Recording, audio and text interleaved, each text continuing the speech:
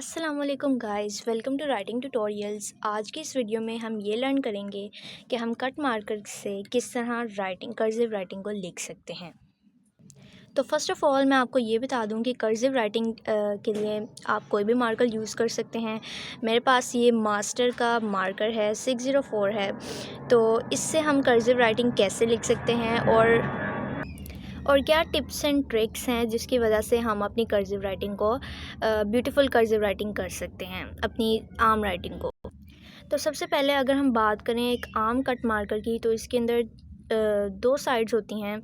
एक thin side होती है और एक बड़ी वाली साइड होती है और एक छोटी वाली साइड होती है।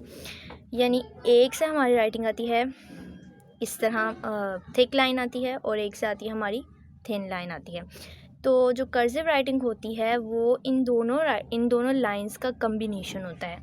जब हम इन दोनों लाइंस को अपनी राइटिंग में यूज़ करते हैं तो वो हमारी एक ब्यूटीफुल कर्सिव राइटिंग बन जाती है। तो वो क्या टिप्स एंड ट्रिक्स हैं जिसकी वजह से हमारी कर्सिव राइटिंग हम लिख सकते हैं, वो आज की इस वीडियो में मैं बताऊंगी आप लोगों को, लेकिन आप लोगों ने इस वीडियो को कंप्लीट वॉच करना है। तो सबसे पहले हम ये डिस्कस करेंगे कि हमने मार्कर को ग्रिप कैसे करना है। जिस तरह मेरे पास ये मार्कर है, इसको अब हम पकड़ेंगे कैसे कर्सिव राइटिंग को लिखने के लिए। जैसे आप एक वर्ड देख सकते हैं, इसके अंदर भी अगर हम देखें तो ये एक थिन लाइन आती है, फिर एक थिक लाइन है। दोनों राइटिंग के कम्बिनेशन से कर्सिव राइटिंग बनती है।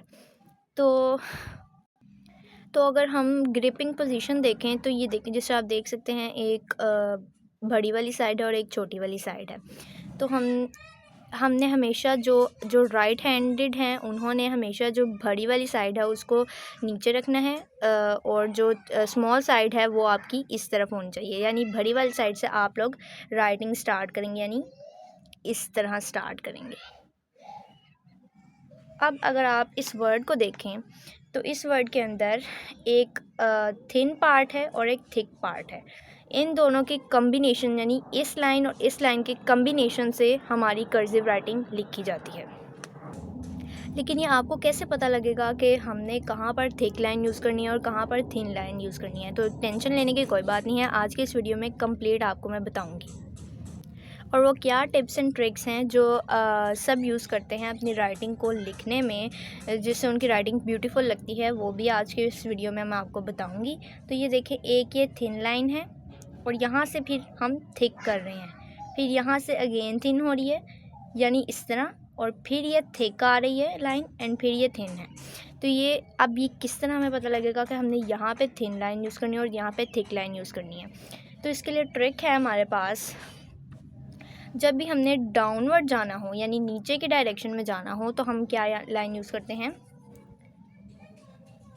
थिक लाइन यूज़ करते हैं। यह आपने ट्रिक हमेशा याद रखनी है राइटिंग लिखते वक्त। और हम किसी भी डायरेक्शन में जाएं, ये वाली डायरेक्शन हो या ये वाली डायरेक्शन, इन तीनों डायरेक्शंस में हम कौन सी लाइन यूज़ करते हैं?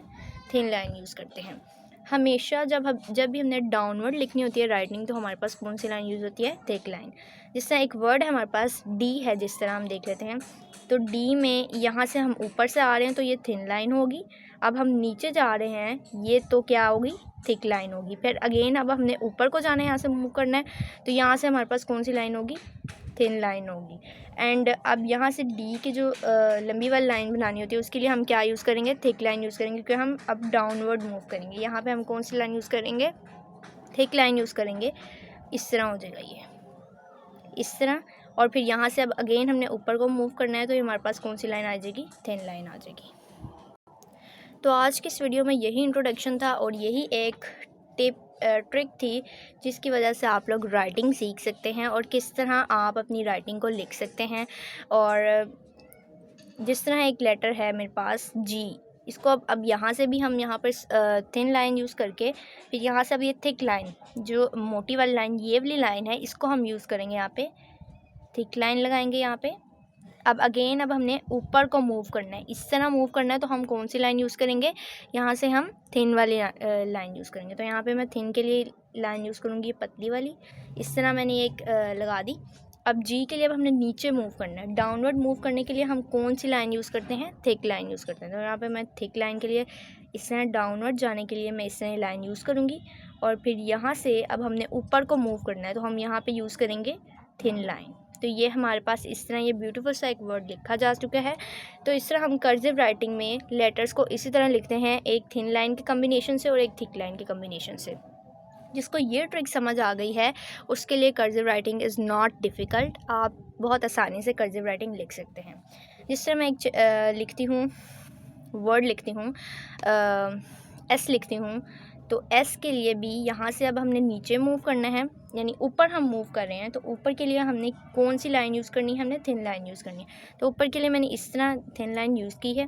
इसके लिए अब नीचे जाना है, तो नीचे के लिए मैं एक थिक लाइन यूज़ करके यहाँ से अब मुझे अगेन क्या कहाँ जाना है, ऊपर मूव करना है। तो यहाँ से मैं इसको क्या करूँगी, थिन लाइन कर दूँगी। तो इस तरह हम कर्सिव राइटिंग लिख सकते हैं। होपफुली आपको आज के इस वीडियो में बहुत कुछ सीखने को मिला होगा। अगर आपको कुछ सीखने को मिला तो कमेंट में बताइएगा लाज़मी, और चैनल को सब्सक्राइब कर लीजिएगा।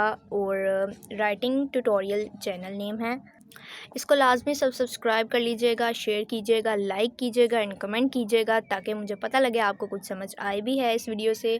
तो अपना बहुत सारा ख्याल रखिएगा। अल्लाह हाफ़िज़।